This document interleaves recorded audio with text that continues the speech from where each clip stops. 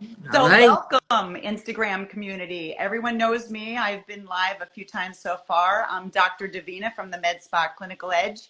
We're here tonight to talk about some exciting new therapies in the anti-aging world, one of which is really near and dear to my heart because I just had a stem cell therapy 2 weeks ago, and I can share with you exactly how I feel after having it. But I think tonight's going to be an eye-opener for everyone because stem cells are such, they're in this world of like either taboo or just unexplained, or everybody really doesn't quite understand them and whether or not they're even accessible to all of us. So I want to introduce to you Trish, who is, hi Trish, right?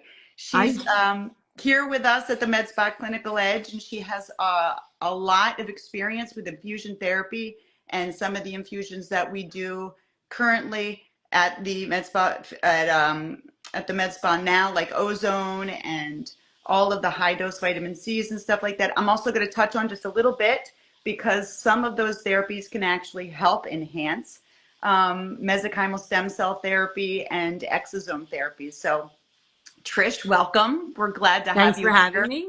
And I Great to be here. understand that there are several people who wrote in and asked a number of questions about stem cells. So I'm Right. hoping that So, you can get me started, well, unless you first want me off, to go on and on no, well, and on. first off, just what are stem cells? Where do they come from and how can we use them? Right. So stem cells, by definition, have to meet three criteria. First, they have to be able to differentiate into specific cells or that have specific functions.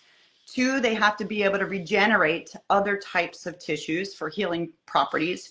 And three, they have to be able to make a copy of themselves and then a baby. So they have to be able to replicate themselves and then make a daughter of themselves, and that daughter usually loses a couple of differentiating capabilities while it's at it.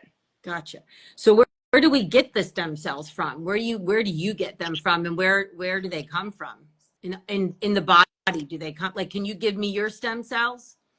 Actually, I reserved stem cells. You reserve stem cells tucked away, hidden in specific organs. They're there on purpose for you to call out and for regenerative purposes. If you broke something or you tore something, you should be able to signal to those stem cells to come and help and fix and regenerate and repair.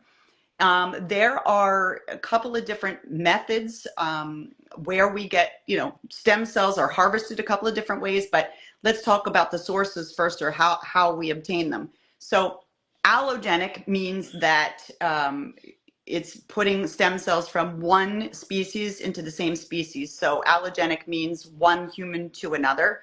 And people are used to talking about stem cell therapy most often when you're trying to restore someone's bone marrow with leukemia or something like that. So they'll use stem cells that come from bone marrow, harvested from bone marrow from another human being, trying to get a very close match of your own body so that you reject it less.